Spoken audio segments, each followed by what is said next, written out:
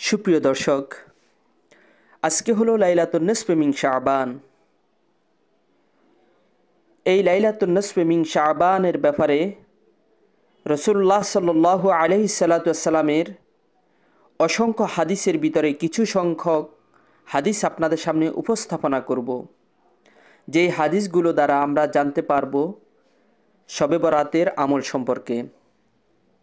আন আলী ইবনে আবি তালিব রাদিয়াল্লাহু তাআলা আনহু قال قال رسول الله صلى الله عليه وسلم إذا كان ليلة النصف من شعبان فقوموا ليلها وصوموا نهارها فإن الله تعالى ينزل فيها لغروب الشمس إلى السماء الدنيا فيقول ألا من مستغفر فأغفر له ألا من مسترزق فأرزقه ألا من مبتلى فأعافي فيه ألا كذا حتى يطلع الفجر।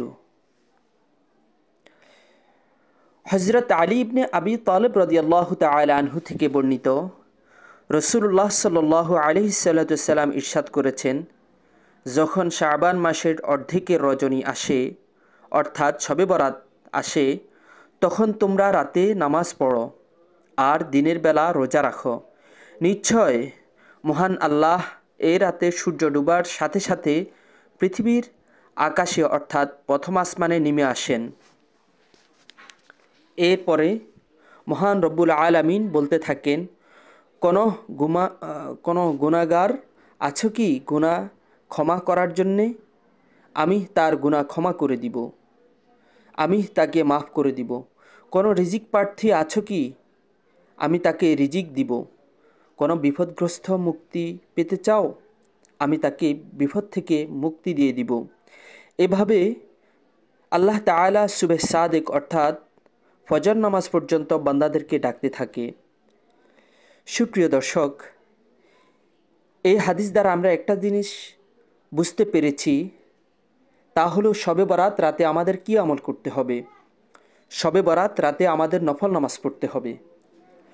নফল নামাজ কত রাকাত পড়ব? নফল নামাজ 2 রাকাত, 4 রাকাত, 6 রাকাত, 8 রাকাত, যতটুকু আপনার ইচ্ছে ততটুকু আপনি পড়তে পারেন।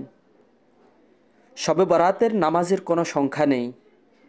8 রাকাত পড়তে হবে অথবা 10 রাকাত পড়তে হবে অথবা 12 রাকাত পড়তে হবে, এমন কোনো সংখ্যা শবে বরাত নামাজের নেই।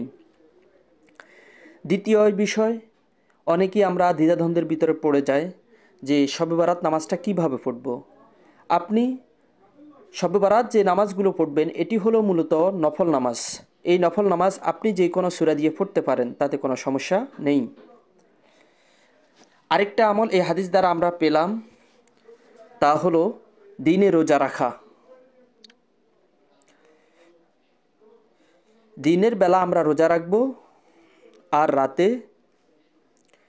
নফল নামাজ পড়ব। عن عائشة رضي الله تعالى عنها قالت فقدت رسول الله صلى الله عليه وسلم ليلة فخرجت فإذا هو بالبقيع فقال أكنت تخافين أن يحيف الله عليك ورسوله؟ قلت يا رسول الله إني ظننت أنك أتيت بعض نسائك فقال إن الله عز وجل ينزل ليلة النصف من شعبان إلى السماء الدنيا فيغفر لأكثر من عدد شعر غنم كلب।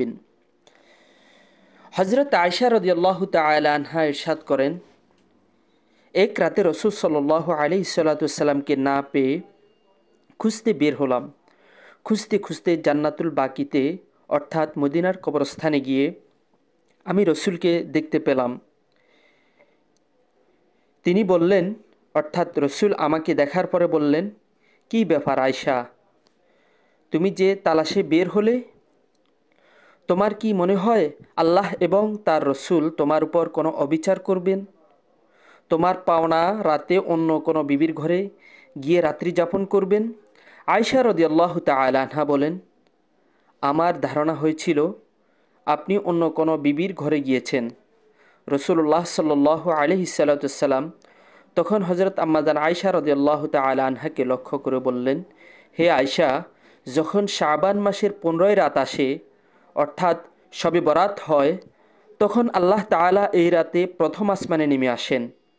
তারপর বনু কালবের গোত্রের বকরির পশমের চেয়েও বেশি সংখ্যক বান্দাদেরকে ক্ষমা করে দেন। এই হাদিসটি রয়েছে তিরমিজি শরীফের এই হাদিসটি তিরমিজি শরীফের 739 নম্বর হাদিস।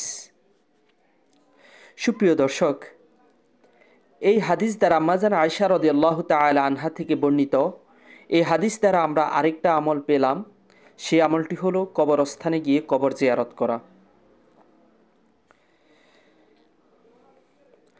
عن معاذ بن جبل عن النبي صلى الله عليه وسلم قال হযরত মুআজ ইবনে জাবাল রাদিয়াল্লাহু তাআলা আনহু রাসূল সাল্লাল্লাহু আলাইহি সাল্লাম থেকে ইরশাদ করেন, রাসূল সাল্লাল্লাহু আলাইহি সাল্লাম ইরশাদ করেছেন, অর্ধ শাবানের রাতে অর্থাৎ শবে